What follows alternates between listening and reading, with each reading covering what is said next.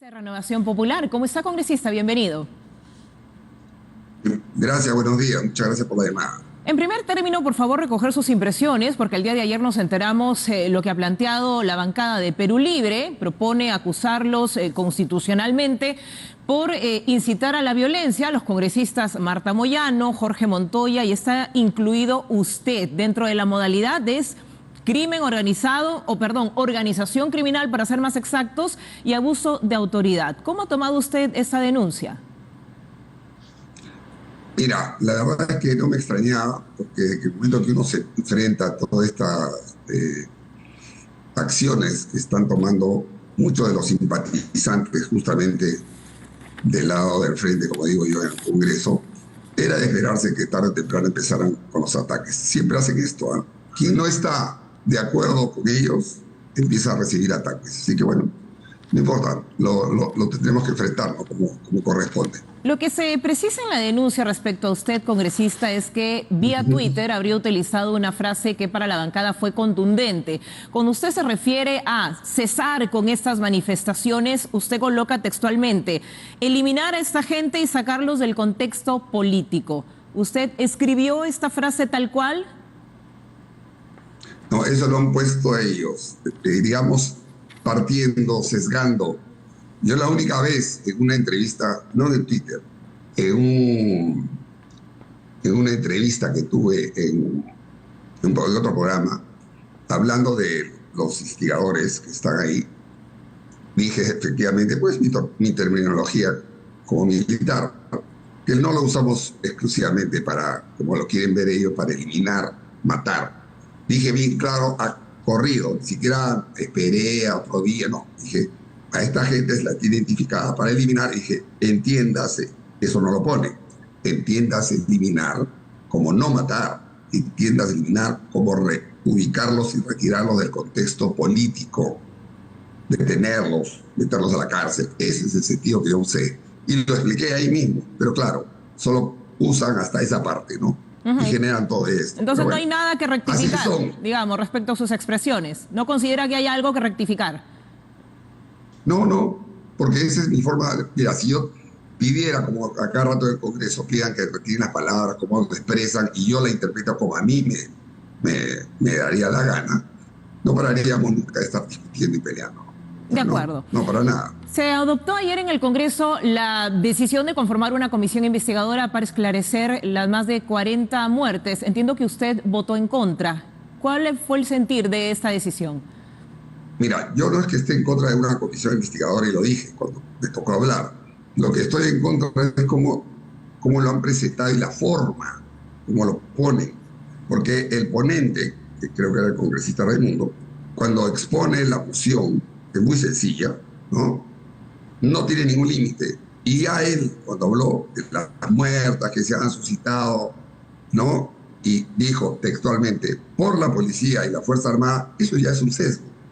O sea, cuando ya sabemos, todavía extraoficialmente, que muchas de estas muertes, primero que no se sabe si ha sido de la Fuerza Armada o no, han sido algunas muertas por bala, pero por munición que, y repito, aparentemente no es la que usa las Fuerzas Armadas y menos la Policía Nacional, que dicho de paso no tenía ningún tipo de orden de disparar, porque no lo hace, salvo que, como ha pasado, se les enfrentan y tratan de matar, como ha pasado también, y ellos tienen que defenderse porque la ley los asiste. Una cosa es utilizar la violencia, que lo usan estos desadaptados, algunos, y otra es repeler esa violencia con el empleo de la fuerza que legalmente la tiene la fuerza del orden. Entonces, como dice usted, y aplicando su término, si esta comisión nace con un sesgo, ¿no cree que llegue a un buen puerto respecto al esclarecimiento de la situación?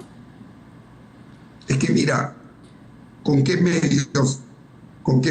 Obviamente van a pedir plata, van a pedir asesores, ¿no? No, les han dado 90 días. Esto está siendo investigado por la Fiscalía. La Fiscalía tiene todos los medios periciales para poder hacer la necropsia, todo este tipo de información.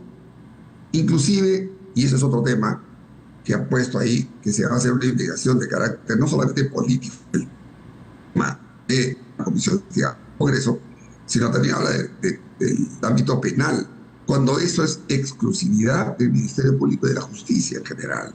¿Qué hacemos nosotros intrometiéndonos en esos temas? ¿Qué hacemos si nosotros no... ¿Tú crees que es algo que quedan millones? Pues no, para agarrar y contratar a un equipo especial que vaya a hacerle la necropsia a cada cuerpo, a viajar y estar, no sé quiénes van a entrevistar, que les diga, sí, yo vi al policía tal, o a fulano de tal, disparándole por la espalda al señor, de acuerdo, o golpeándolo hasta matarlo. O sea, es muy amplio el tema.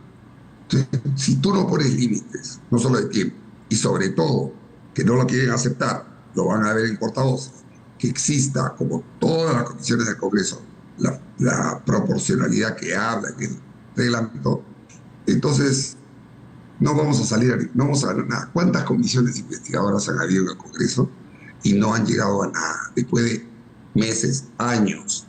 Siempre me acuerdo del caso del señor García, años. Y al final, nada. Millones gastados, millones. Congresista, a propósito de decisiones, recabar firmas para una moción de vacancia contra la presidenta Dina Boluarte. ¿Cree que se va a concretar algún pedido? No sé que están dejando firma una vacancia a Dina Boluarte. Primera noticia. De acuerdo. Bueno, la bancada de izquierda lo han propuesto y están aparentemente en esa tarea. Desde su experiencia militar, congresista, hemos presentado informes, hemos visto portadas de diarios donde se da cuenta que desde Bolivia y Chile estarían enviando municiones al sur de nuestro país. Incluso se precisa más de 126.000 proyectiles que paramilitares están transportando a estas zonas del Perú. ¿Qué información tiene usted al respecto y qué se necesita de manera urgente para aterrizar en esta grave denuncia? Mira, yo la información que poseo del ámbito de inteligencia, me hace disculpar, yo no la puedo compartir en un medio público, ¿no? Porque, digamos, la inteligencia no se ventila públicamente. Pero lo que sí he visto, en paralelo a ello, es a un diputado, me parece, de Bolivia, haciendo ese tipo de denuncias. Sí, Erwin Bazán. Grave, por cierto. Sí, Bazán creo que se apellida. Y hay informaciones desde Puno de presencia de mucha gente de nacionalidad boliviana. Entonces, todo este tipo de cosas dan que pensar. ¿De dónde sale tanto dinero? No solamente para movilizar a la gente, para darles de comer, tratar de mantenerlos hasta que se les acabe el dinero y la gente se regrese a sus sitios. Todo eso es parte de una investigación que está llevando a cabo la Fiscalía. Y por supuesto que nosotros, la información que podamos obtener, nosotros no, la Dirección de Inteligencia, que es la que está trabajando, espero, pues recién vamos a juntarnos con el nuevo DINI, la debe estar proporcionando al ente ejecutor, ¿no? Tanto al presidente ¿Y como consideran al que las acciones de inteligencia son las suficientes?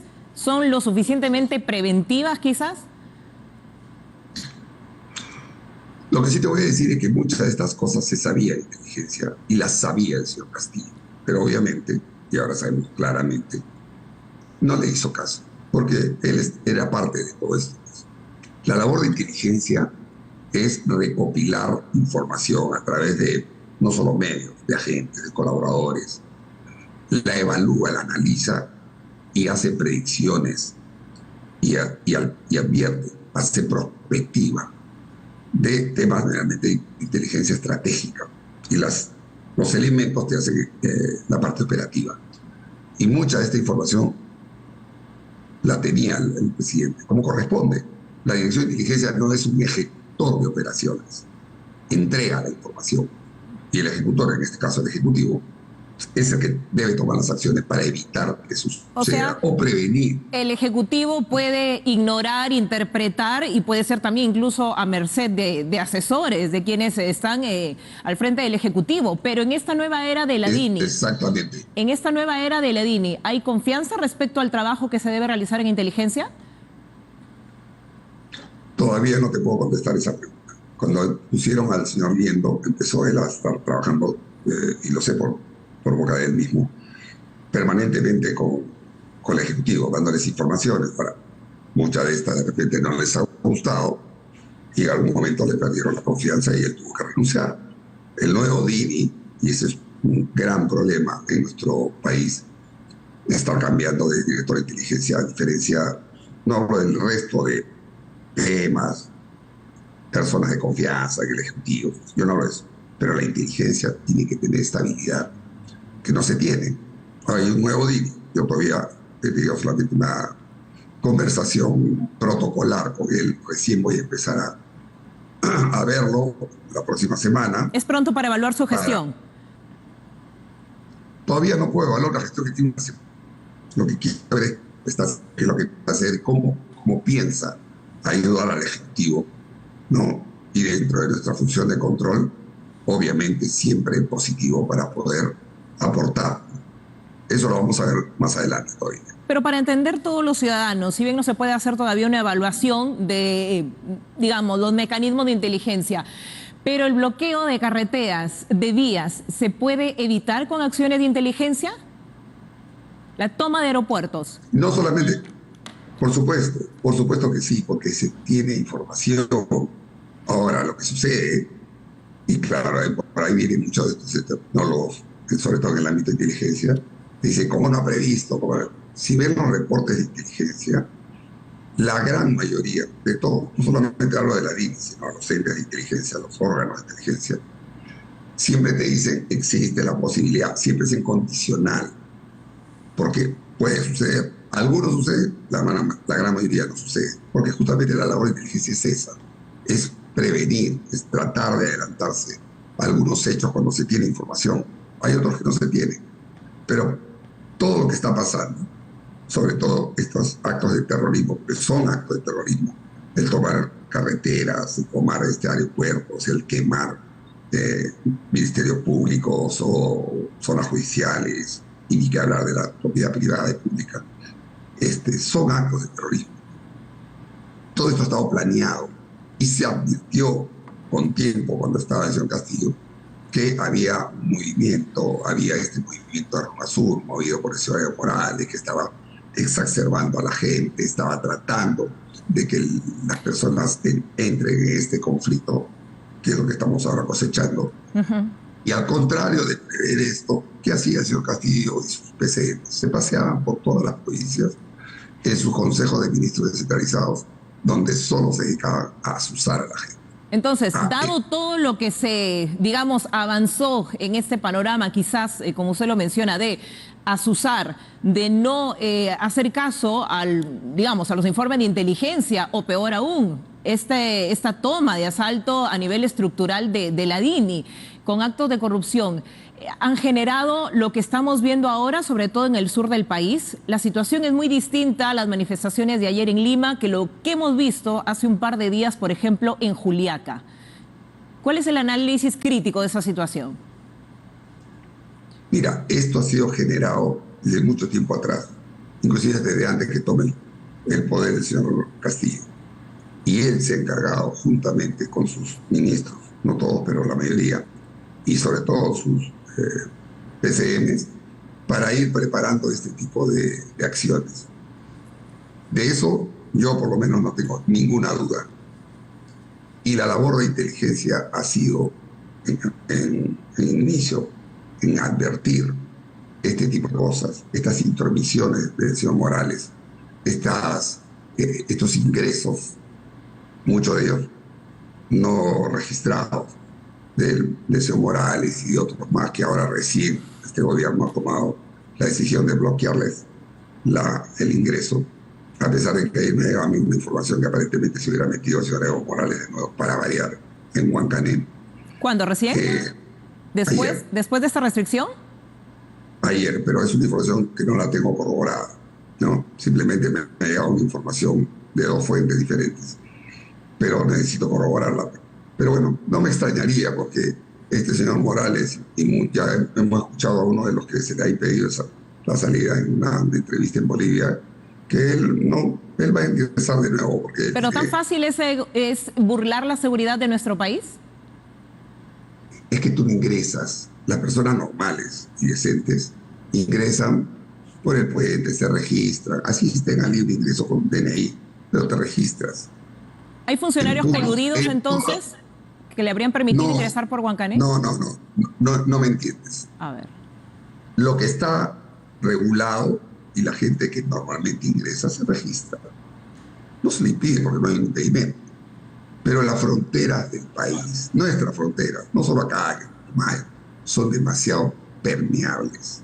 Mira la cantidad de miles de personas que se meten por la frontera norte. Por Bolivia, por Puno, se meten.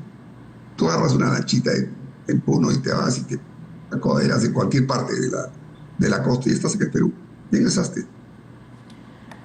Pues te digo, lo normal es entrar por donde están los controles. Pero no lo usan. Tú pones una cámara en control, cualquier control de inmigraciones, la mayoría, y ves ahí el ingreso normal, poca gente. Muy Pero bien. si te vas por el resto de las fronteras, ingresa. Y estos ingresan como les da la gana. Lo han hecho toda la vida. No lo van a dejar de hacer ahora. Muy bien, Y eso congresista. no se va a detener hasta que no se cierre la frontera temporalmente para controlar esto. Bueno, vamos a ver si el Ejecutivo evalúa esta decisión. Gracias, congresista José Cueto. Gracias también.